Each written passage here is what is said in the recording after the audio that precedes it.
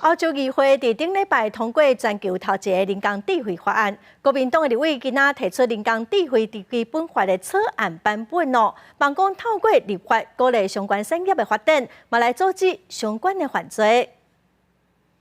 实现以人为本的人工智慧。发口号，希望台湾卖当对着世界潮流，制定人工智慧基本法。因为欧洲顶礼拜才以压倒性的票数通过全球头一个人工智慧法案，考虑人工智慧渐渐普及伫产业甲生活当中，甚至因为 ChatGPT 的出现，引发劳工职务互取代等等的讨论。南亚立委嘛提出人工智慧基本法草案的版本，希望科技发展的时阵，卖当兼顾劳动权，以人为本。伦理的原则啦，产业推动与发展有更多的面向，我们接下来一定要一起来呼应当前的国际规范的趋势，来抢得先机哈。人工智慧大量之后呢，会不会导致很多人失业？那我们将来我们在基本法里面都会去考虑到这些社会的公平以及相关族群的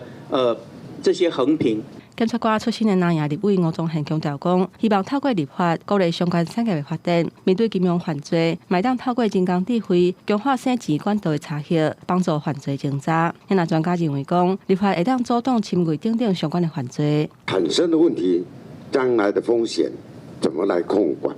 产业发展怎么来把它促进提升？最重要的是，我们人权要怎么来保障？所以这个台湾这个人工智慧基本法呢是非常必要，也是非常重要的。为了要保障我们的这个隐私权，政府呢应该对应有相关的这一个